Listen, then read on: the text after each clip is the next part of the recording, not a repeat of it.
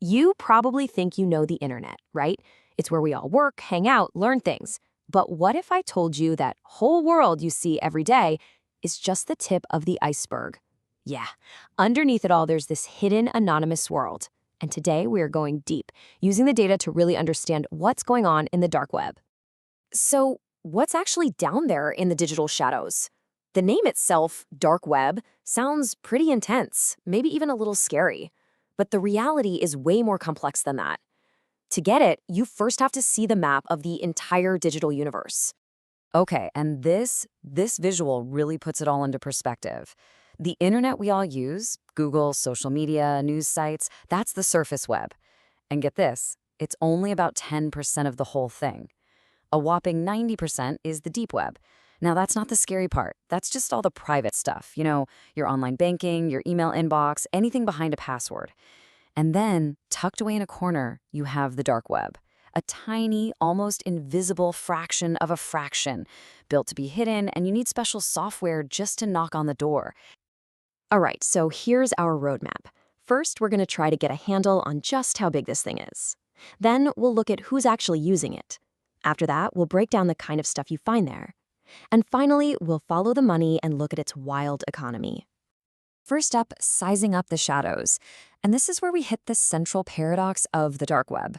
It's somehow incredibly small and unbelievably huge at the exact same time. It sounds weird, I know. Let me show you what I mean. 0.01%. That's it.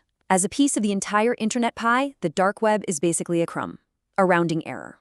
But you can't let that tiny number fool you, because what's packed inside that crumb is, well, a lot. That's because when you talk about the sheer volume of content, some estimates say the dark web is 5,000 times larger than the surface web. Now, how is that even possible? Well, think of it this way.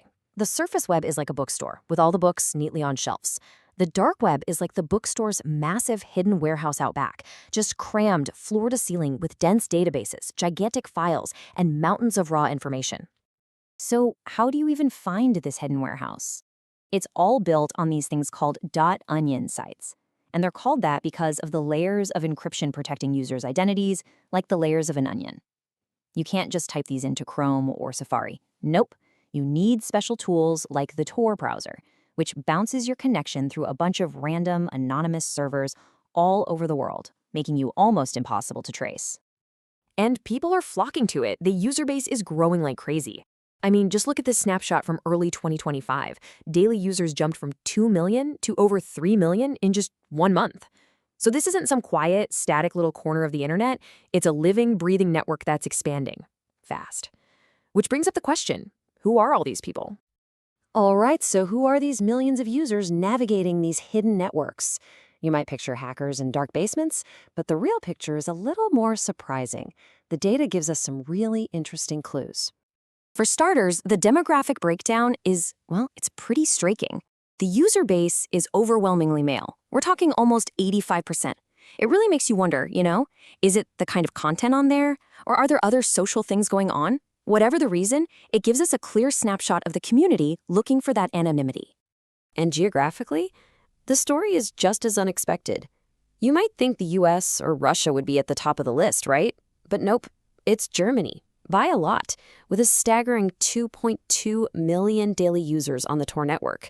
Now, this could be because Germany has really strong privacy laws and a culture that really values online anonymity. After that, you've got the US, Finland, India, and Russia, which just shows you this is a truly global thing. Okay, this brings us to the big question.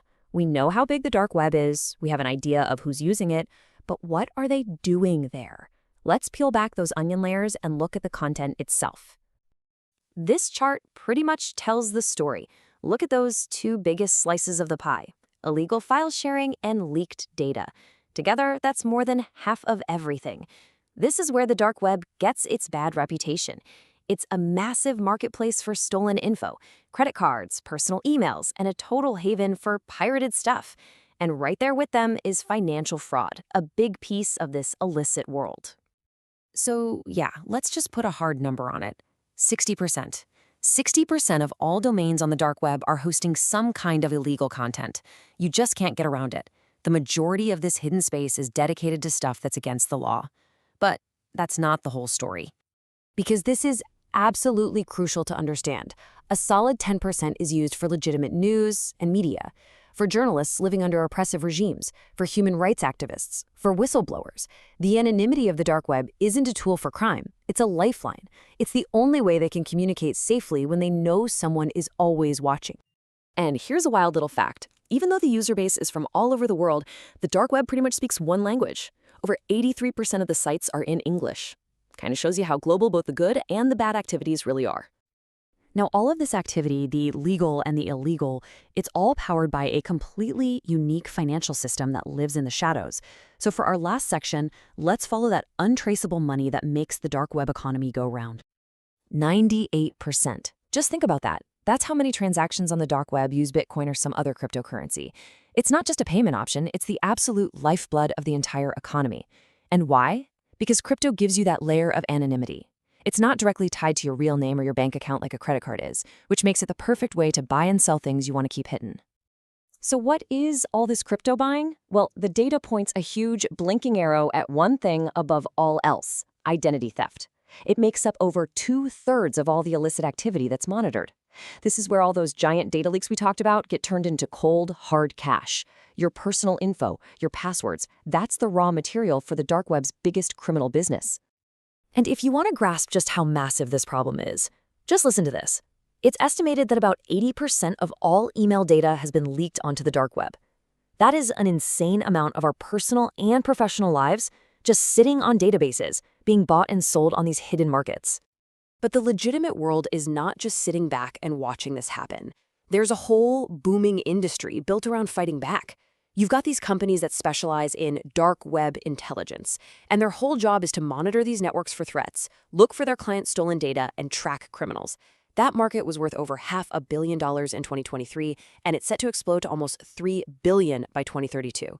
It is a full-on digital arms race. Which leaves us with this one fundamental question. The entire dark web is built on a single powerful idea: anonymity. And as we've seen in the data, that anonymity is a total double-edged sword. It's a weapon for criminals, for sure, but it's also a shield for the oppressed. So as this hidden world keeps growing, the real question isn't just what the dark web is, but what do we as a society want it to be? And how do we even begin to handle a tool that can be used for both total freedom and terrible crimes? Something to think about. Thanks for taking this deep dive with me.